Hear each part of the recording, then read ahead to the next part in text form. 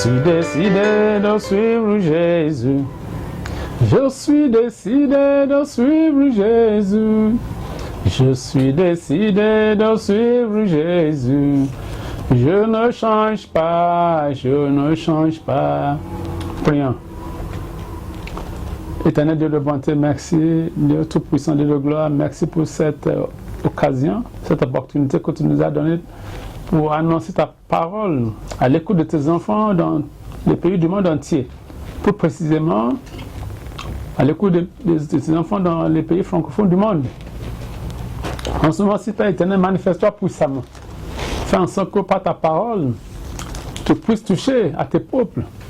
Que tu puisses guérir les malades, que tu puisses délivrer ceux qui sont sous l'empire du diable, que tous ceux qui écoutent ta parole, qui croient à ta parole en toi, et qui puissent confesser que Jésus est le Seigneur, à la gloire de Dieu le Père. Merci Seigneur Dieu Tout-Puissant, manifeste-toi puissamment au milieu de nous, au nom puissant de Jésus. Amen. Dans le Seigneur, l'intitulé de cette prédication, c'est « Doit-il faire le croyant pour attendre la seconde venue du Seigneur ?» Notre texte est tiré du livre de l'Évangile selon Marc, chapitre 13, verset 8 au 10e. Marc 13, verset 8 au 10e. On s'élèvera contre une nation et un royaume contre un royaume. Il y aura des tremblements de terre en divers lieux. Il y aura des famines. Ce ne sera que le commencement des douleurs. Prenez garde à vous-même, on vous livrera aux tribunaux et vous serez battus de verges dans les synagogues. Vous comparaîtrez devant les gouverneurs et devant les rois à cause de moi pour leur servir de témoignage. Il faut premièrement que la bonne nouvelle soit prêchée à toutes les nations. Bien-aimés de le Seigneur, la seconde venue du Seigneur dont nous parlons est proche. Et la Bible nous dit qu'il y aura des tremblements de terre, il y aura également de grincements de dents, il y aura également de troubles, de perturbations, mais ce ne sont encore le commencement. Mais pour que la promesse de Dieu se réalise effectivement, il faut que la bonne nouvelle soit prêchée par vous et moi. Il faut que nous annoncions la bonne nouvelle de la naissance de Jésus, le Messie, la manière dont il a grandi, comment il a été baptisé dans le Jourdain par les mains de Jean-Baptiste, comment il a abordé son ministère, après le baptême de consécration, quand il a reçu l'onction de Dieu.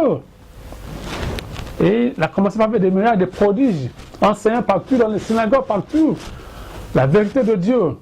Il parlait du royaume des cieux, qui étonnait les gens à l'époque. Donc cela il a fait jusqu'à ce qu'au moment où a été persécuté, au moment où il a été crucifié, il est mort, il est ressuscité des morts, il est monté aux cieux. Et maintenant nous attendons sa seconde venue. Quand il va revenir, il va juger le monde, vous et moi. Donc, en attendant cette seconde venue du Seigneur, qu'est-ce que nous devons faire, nous les croyants? Il faut essentiellement, comme on vient de nous expliquer le 10e verset de l'Évangile selon Marc, chapitre 13, il faut que la bonne nouvelle soit prêchée. Il faut que vous et moi, nous nous consacrons à prêcher la bonne nouvelle dans toutes les nations, surtout dans les pays francophones où l'Évangile n'est pas encore bien inscrit. Il faut prêcher la bonne nouvelle pour que tous les peuples de Dieu, les gens de Dieu, les hommes de Dieu, les femmes de Dieu écoutent la bonne nouvelle, que chacun ait l'opportunité de connaître la vérité avant le jugement. Que Dieu soit avec nous. L'évangile selon hein? Oui, ça donne un petit peu. Chapitre 21, verset 28 au 31. On voit encore exactement la même vérité qui vient d'être annoncée. Quand ces choses commenceront à arriver, redressez-vous et levez vos têtes, parce que votre délivrance approche. quand on voit les signes, la fin du temps, il faut que nous qui croyons, nous puissions nous réjouir. Et ça indique que vraiment notre délivrance approche. Parce que quand le Seigneur va revenir, nous qui sommes des croyants, nous n'avons aucun regret. Ça, ce qu'on veut, c'est un moment de délivrance pour nous. C'est un moment de joie pour nous. Mais ceux qui sont dans le péché, les non-croyants, c'est eux qui ont de problèmes. Vous qui restez dans la vérité de Dieu, la vérité de l'évangile, qui faites la volonté de Dieu, vous n'aurez aucun regret. Ça sera un moment propice de délivrance, de réjouissance. Apprêtez-vous pour cela. Mais il faut faire attention pour qu'on reste droit devant Dieu. Il faut qu'on soit droit devant lui. Que Dieu nous aide. Amen. Que Dieu soit avec nous. Qu'il nous bénisse. En Timothée chapitre 6, verset 13 au 6e, par la bouche de l'apôtre Paul. Ça, la même vérité, on écho la même vérité. En Timothée 6, verset 13 au 16e. Je te recommande, devant Dieu, qui donne la vie à toutes choses, et devant Jésus-Christ, qui fit une belle confession devant Ponce Pilate, de garder le commandement. C'est à nous les croyants, et à tout le peuple de Dieu. Il faut garder le commandement et de vivre sans tâche, sans péché,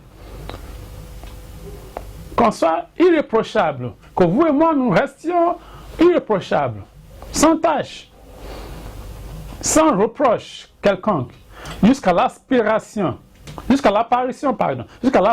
de notre Seigneur Jésus-Christ,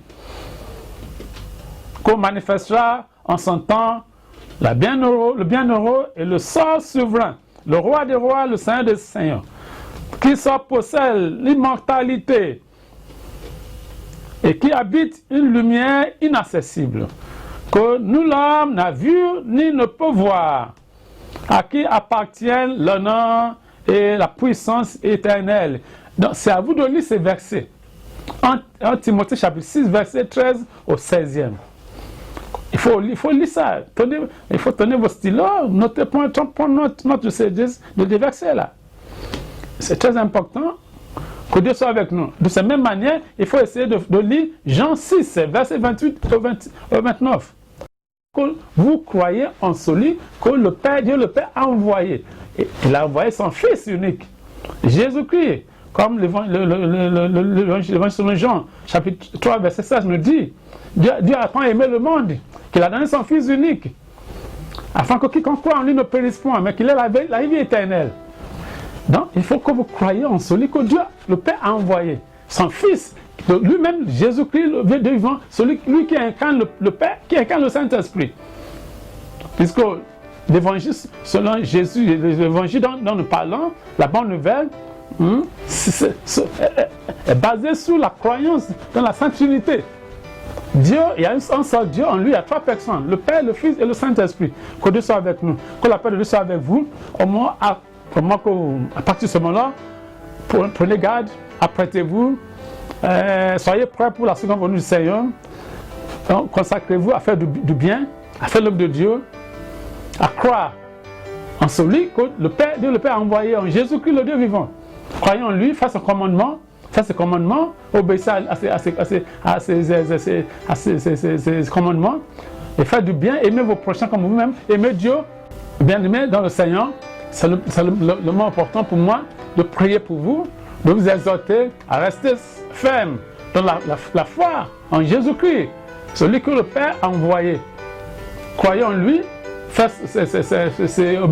obéissez à ses commandements, que la paix de Dieu soit avec vous, que la paix de Dieu soit avec vos familles, que la paix de Dieu règne dans tous les pays du monde entier, en particulier les pays francophones du monde. Et croyez en Dieu, croyez en Jésus-Christ, son Fils, celui qui l'a envoyé.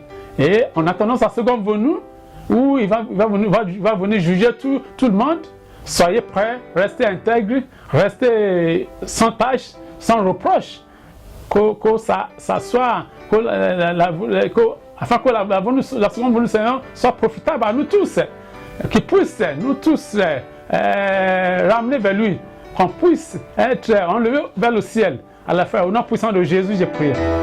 Amen.